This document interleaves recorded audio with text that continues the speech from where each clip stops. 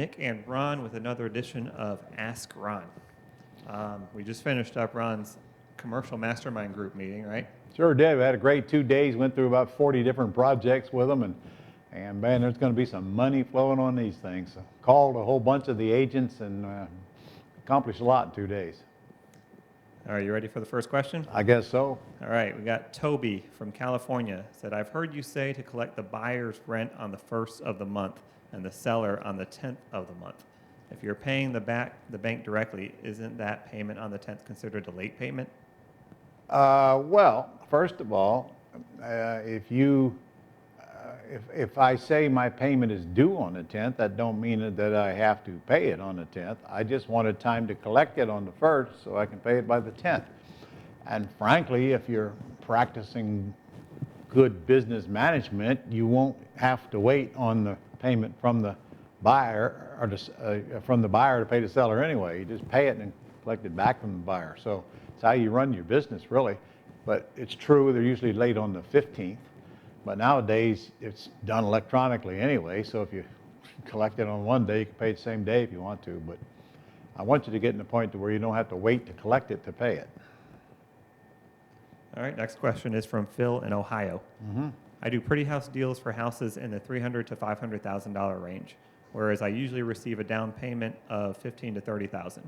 Occasionally, I get a high-income person, typically doctors, executives, newly transferred to the area, who only want straight rentals since they're new in town and not sure which neighborhood they'd like to live in. As long as I get a much higher rent, for example, $1,000 above the rent for a lease option, which brings in the equivalent over 2 to 3 years of what I would have obtained through a large down payment at the beginning, do you see any problem with my doing a straight rental in these cases? Not at all, and especially to that quality of clientele. I mean, you just give up the big deposit, but you get bigger cash flow. It's still money coming in. I don't see any problem with it at all. All right. Randy from Massachusetts. What would you suggest we do during this time of the coronavirus if people are holding off from being around others, and has it influenced putting your real estate deals together? Well, Randy, the truth is that that's fake news. People are not holding off. Listen, just in this past week alone, I went out and visited a house myself. They welcomed me with open arms. Yeah, okay, we keep our distance. We don't hug and all that stuff, but that's just the way it is out there right now. If you think people are keeping away from each other, go to the grocery store, go to a store. We are keeping away from each other, but I mean, it ain't like everybody's sitting at home and never leaving their home. I mean, that's just what you see on TV. Now, as far as sellers go, they still got to sell their houses. And think about this. They answer the phone, they're home. So well, I'm learning that they're getting a lot more people to answer the telephone.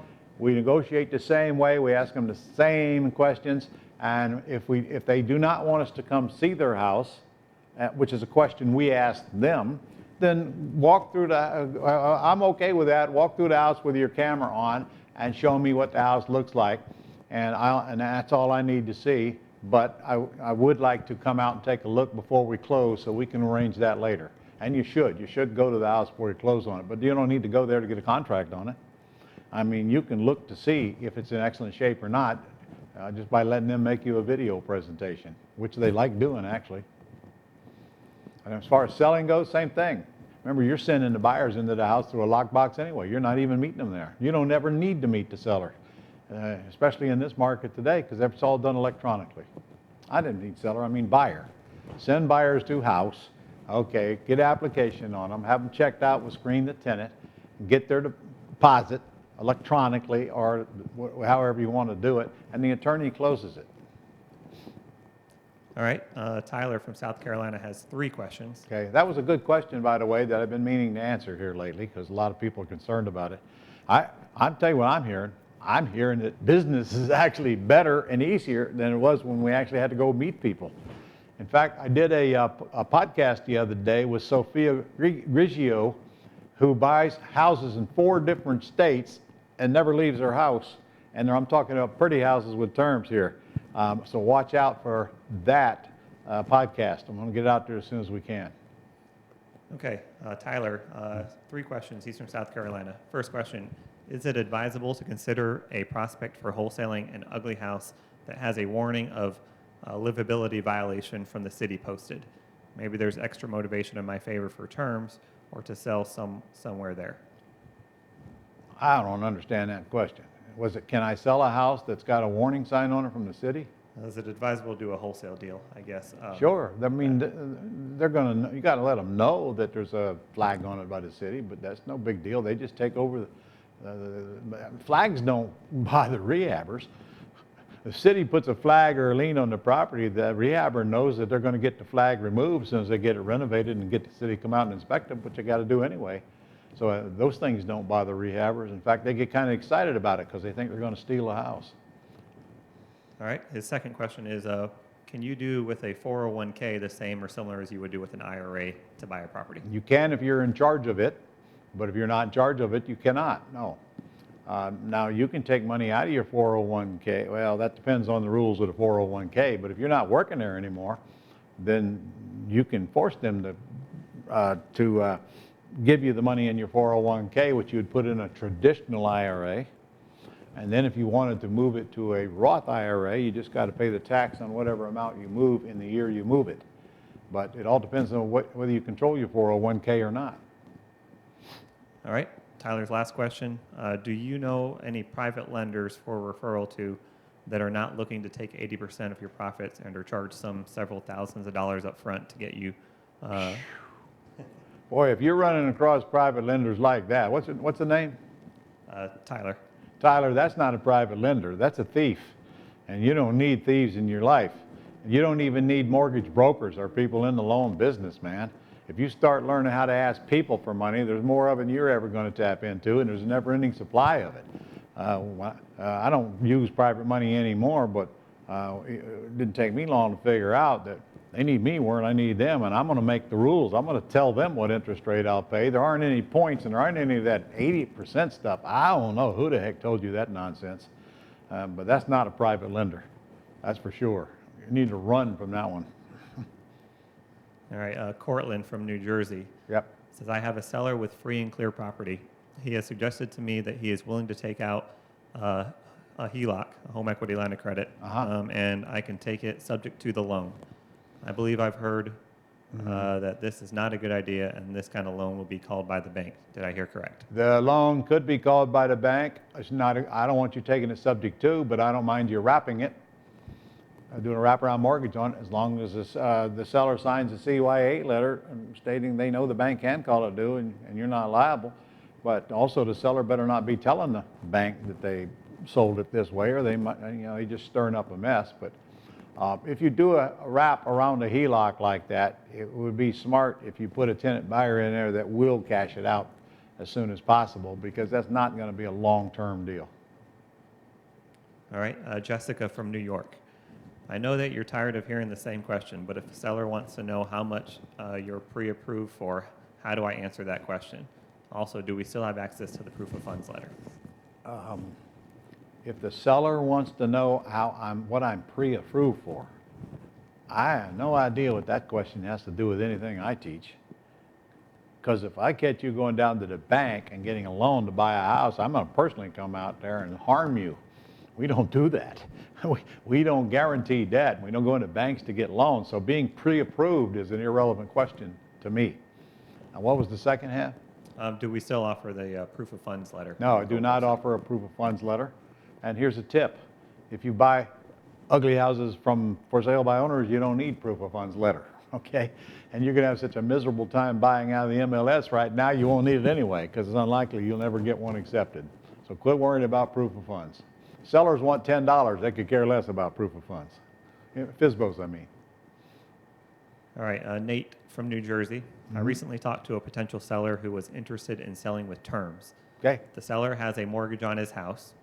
After coming into agreement, he said he will have to check with his bank to make sure that transferring the title will not trigger the due on sale clause. No.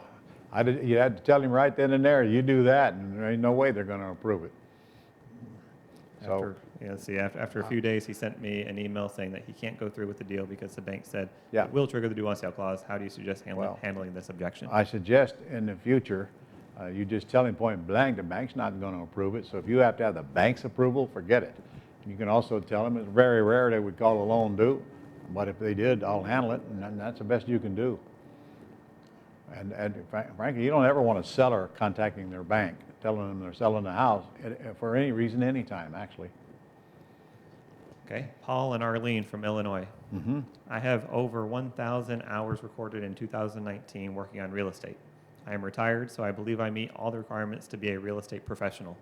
Our CPA explained that if I do that, I'll need to pay self-employment taxes. Our real estate losses have always exceeded our income. Should I do this? I can't answer that question because I don't know the rest of the story. And in fact, I don't even think your CPA is right, because I don't think you have to pay self-employment taxes just because you're a real estate professional. If I were you, in fact, I'm thinking right now, I don't. So you better get another opinion, because you're a real estate investor in the investment business, and you have the right to hold investment properties without paying self-employment. So I think your CPA is wrong based on what you asked me. Get another opinion. All right, Adam from Nebraska. Uh-huh. When negotiating with sellers, how do I know when to offer them seller financing, lease purchase from them, subject to, or option outright? Okay, well, first of all, you don't negotiate with sellers. You ask them questions like, what's the least you could take? And then, is that the best you can do? And then we usually buy with nothing down, okay? And then, what's the least you could take per month? You ask them questions, they make you an offer. And when they make you an offer, I think your question might be, well, how do you buy? You're going to buy with a wraparound mortgage most of the time. And that's how you're going to buy. That and subject to are the only ways to buy on terms. And I don't want you doing subject to for reasons I've explained in other lessons. Wraparound mortgage or a wraparound deed of trust. He's also got lease purchase as an option and option outright. Okay, well, a lease purchase is also an option to take control of the property, but honestly, I'd rather get the deed most of the time. I'd rather own it. So if the seller doesn't want to let the title transfer, which, by the way, is also a good objection to that last question earlier, where the bank will call a loan due. You could have solved that problem by offering to lease purchase the property from the seller instead of buying it, and the bank can't call a loan due because title hadn't transferred. Same thing here, but I don't offer a lease option unless I have an issue like that, and to me it's a backup strategy. All right, next question is from Tyrone in Pennsylvania. Tyrone? How are we supposed to operate during this COVID-19 crisis? Well, I already answered that one. Virtually is the answer. Okay, yep, the rest of the question looks the same. All right, T. Scott from Texas. If your tenant buyer doesn't exercise the purchase option at the end of the lease option time, and you want to renew the lease option agreement and let them stay in the house, are you allowed legally to charge another option fee to the same person, maybe raise the rent too? First of all, you are legally able to do it. There's nothing in the law that says you can't do it. Their option period expired. That means their rights have expired. However, I don't ever do it. And in my entire life, I've never kicked anybody out of a house because their option expired. I only kick them out if they don't pay their rent, and that's really rare when they give you a bunch of money. So, it comes down to how you want to run your business. I've got a couple of tenants that have been with me for a long time after their option expired. I don't even raise their rent. So, and I certainly don't go after them for another option deposit, but they're still doing the repairs at their own expense. Because when they call me and want me to do repairs, I'm going to tell them it's time to go. Okay, it's worth noting that this question came from somebody in Texas. Do you have any Well, then that with it being lease ignore option? it, because you wouldn't be putting a lease option tenant buyer in the house anyway. Can't do lease purchases in Texas. You can, but your attorneys won't close them. Too many rules, too easy to get in trouble. All right, that was all. That's all we got. Oh, that was a lot. Okay, keep them coming, guys. And I bet you a lot of these came from the summit. So again, we'll be doing some more broadcasting pretty soon. Got some cool things coming up. Don't forget the Quick Start Boot Camp on the 15th. Starts on the 15th. We're doing it virtually. First time ever, last time ever, 3 days. So get a hold of our office on that. I'm doing the whole thing the same as if I was in the boot camp live, except we're taking out the bus trip and the lunch breaks and so forth. So see you next week.